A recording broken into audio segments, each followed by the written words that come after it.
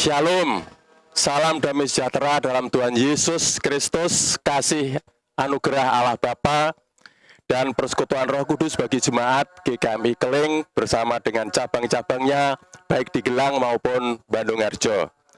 Terpujilah Dia, Tuhan yang masih memberi kesempatan kepada kita untuk melangsungkan ibadah minggu di rumah kita masing-masing bersama anggota keluarga kita tercinta. Tuhan itu baik, bahwasanya untuk selama-lamanya kasih setianya.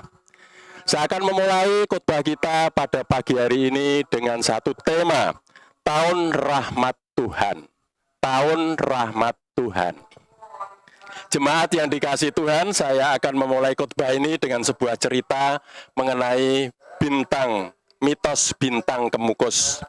Antara bulan April sampai bulan Mei tahun 2020 ini, bintang kemukus melintasi Indonesia. Penampakan bintang kemukus, dalam bahasa Jawa itu lintang kemukus, adalah bintang berekor panjang yang terangnya melebihi bintang-bintang di langit. Bagi masyarakat Jawa, lintang kemukus ini identik dengan adanya malapetaka, banjir bandang, dan juga banjir darah dan kematian. Saat ini para ahli menyebut bintang itu bernama komet Atlas atau C 2019 yang telah terpantau di HW sejak 28 Desember tahun 2019 lalu. Saat itu masih di luar jalur orbit planet Mars. Sedangkan tahun 2020 ini ternyata sudah memasuki orbit bumi dalam perjalanannya menuju matahari. Mitos lintang kemukus ini muncul pada masa kerajaan Mojopahit, di mana saat itu masyarakat Mojopahit terbelah menjadi dua kelompok, yaitu terbelah antara kelompok bangsawan dan rakyat jelata. Simbol bangsawan ditandai dengan kepemilikan keris sabu inten, sedangkan rakyat jelata mengenakan keris sengkelat. Pihak kerajaan yang khawatir kedua kelompok ini kisruh, lalu memanggil sekitar 100 empu atau pembuat keris yang hebat untuk membuat keris penengah. Lalu dibuatlah keris condong catur yang artinya hasrat bersatu. Dalam perkembangannya, para empu kaget karena pemilik keris condong catur ternyata memiliki tabiat ingin berkuasa. Ia sakti dan ditakuti oleh sabu inten maupun sengkelat.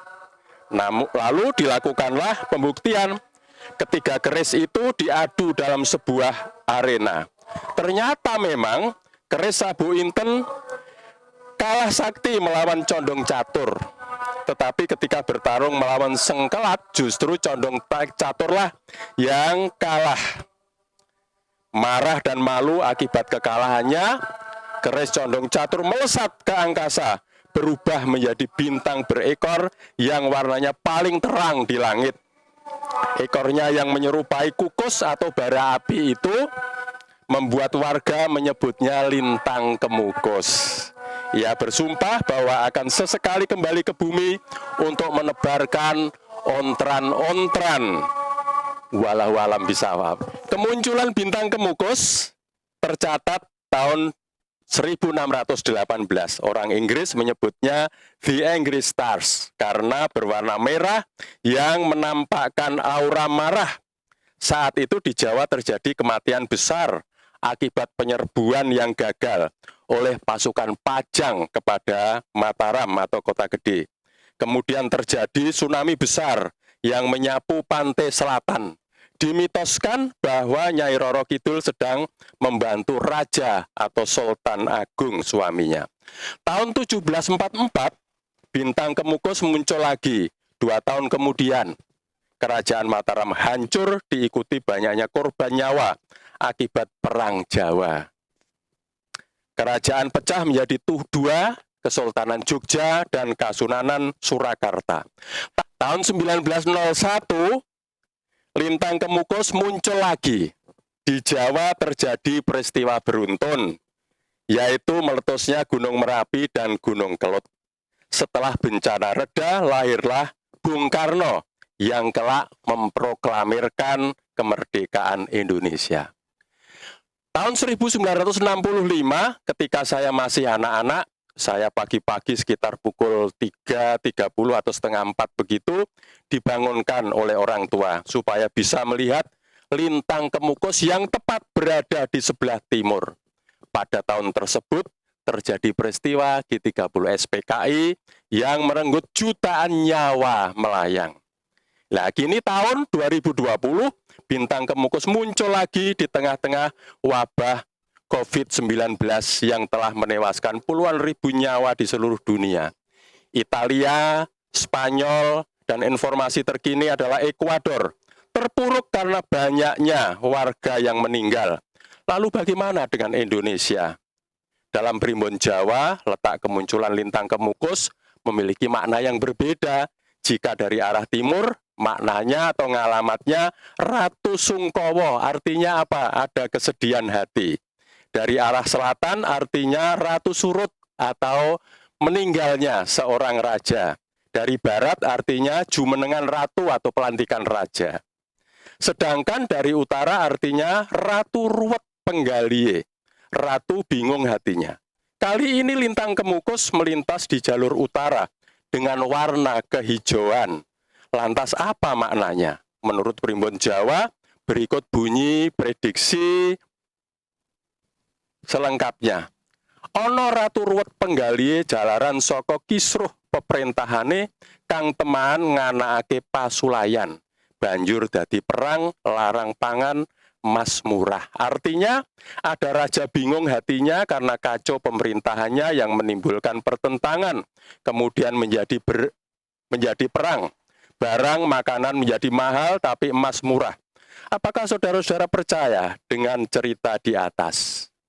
Saya ajak Bapak, Ibu, Saudara, kakak, adik, kakek, nenek, opa, oma, engkong, emak, dan siapa saja yang beribadah pada saat ini di keluarga masing-masing untuk memberhentikan kebenaran firman Tuhan pagi ini. Saudara-saudara jemaat yang terkasih dalam Tuhan Yesus, ketika Tuhan Yesus masuk ke rumah ibadat di Nazaret pada hari Sabat, kita lihat dalam ayat 16, dia diberikan kesempatan membacakan firman Allah. Nas yang dibaca terambil dari kitab Yesaya 61 ayat 1 dan 2 yang menubuatkan tentang Mesias yang akan datang. Dalam peristiwa ini kita bisa belajar beberapa hal. Yang pertama, kita belajar bahwa tidak ada yang kebetulan di dalam Tuhan. Peristiwa kedatangan Yesus ke rumah ibadat, pejabat rumah ibadat memberikan kesempatan untuk membacakan firman Tuhan kepada Yesus. Dan kitab Nabi Yesaya yang dibaca bukanlah suatu kebetulan semata. Semua itu masuk dalam satu rancangan Allah yang sempurna. Hal ini menunjukkan bahwa apapun yang terjadi dalam hidup kita, seperti masalah ekonomi, pekerjaan, keluarga, hubungan suami istri, bisnis yang macet, toko yang sepi, panen yang gagal karena hama penyakit tanaman, berbagai macam pergumulan, termasuk sakit penyakit COVID-19 ini tidak terjadi karena kebetulan. Pasti ada makna di balik setiap peristiwa yang kita hadapi dalam hidup ini. Pemahaman ini membuat kita menyadari bahwa Allah turut bekerja dalam segala sesuatu atau peristiwa untuk mendatangkan kebaikan atau untuk suatu maksud yang baik. Roma 8 ayat 28. Jadi jangan pernah lari dari masalah, karena di balik setiap kejadian ada pribadi Allah yang ikut campur tangan. Yang kedua, bahwa setiap masalah masuk dalam tahun rahmat Tuhan. Firman Tuhan mengatakan untuk memberitakan tahun rahmat Tuhan telah datang, ayat 19c. Firman ini didahului pemberitaan tentang jalan keluar bagi segala persoalan yang dihadapi oleh manusia. Dengan kata lain, setiap masalah apapun itu bentuknya, dah masuk dalam tahun rahmat Tuhan. Kenyataan ini mengingatkan kita bahwa apapun masalah kita dan sesulit apapun masalah itu masih ada harapan. Karena tetap ada rahmat Tuhan bagi kita. Jadi jangan pernah menyerah. Kita tidak dapat menikmati apa itu artinya berhasil kalau kita tidak pernah mengalami kegagalan. Kita tidak akan pernah mengalami rasa kelegaan atau ringan bebannya tanpa pernah memikul beban yang berat. Matius 11 ayat 28 sampai 30. Yang ketiga, jalan keluar sudah tersedia bagi setiap masalah yang ada. Pada hari ini genaplah nas ini sewaktu kamu mendengarnya. Ayat 21, Yesus mau menegaskan bahwa jawaban dari setiap masalah sudah tersedia. Memang untuk mengalaminya dibutuhkan iman dari masing-masing kita. Hal itulah yang digambarkan Yesus dengan kisah janda Sarfat, ya, ayat 26, dan Naaman orang Syria, ayat 27. Walaupun mereka bukanlah umat Tuhan, tetapi mereka menikmati tahun rahmat Tuhan karena mereka percaya. Kita pun akan menikmati tahun rahmat Tuhan itu apabila kita percaya. Apapun persoalan kita hari ini, kita sudah mendapatkan jawabannya. Kita tinggal meraihnya dengan iman. Saudara-saudara, kalau saat ini kita hanya bisa mengadakan ibadah minggu di rumah kita masing-masing bersama sanak keluarga dan tidak bisa beribadah di gereja karena wabah COVID-19 ini sebagaimana kebijakan pemerintah supaya mematuhi percepatan penanganan wabah COVID-19 ini, maka wajiblah kita mematuhinya. Pemerintah adalah wakil Allah di dunia untuk kesejahteraan kita juga. 1 Petrus 2 ayat 13-17. Hidup kita tidak tergantung dari ramalan atau primbon yang menyesatkan. Kita tidak perlu takut, gelisah, ataupun khawatir. Karena hidup kita ada dalam genggaman tangan kasih Allah yang agung, yang telah mengutus anaknya yang tunggal, yaitu Tuhan Yesus Kristus, di mana telah turun tahun rahmat Tuhan itu bagi setiap orang yang percaya. Marilah kita mengimani bahwa satu, dalam Tuhan tidak ada yang kebetulan. Yang kedua, masalah yang kita hadapi masuk dalam tahun rahmat Tuhan. Dan yang ketiga, Tuhan pasti menyediakan jalan keluar bagi setiap masalah yang kita hadapi. Seberat apapun, andalkan Tuhan dalam hidupmu. Maka dibuatnya engkau berhasil dan beruntung di setiap langkah perjalanan hidupmu. Amin.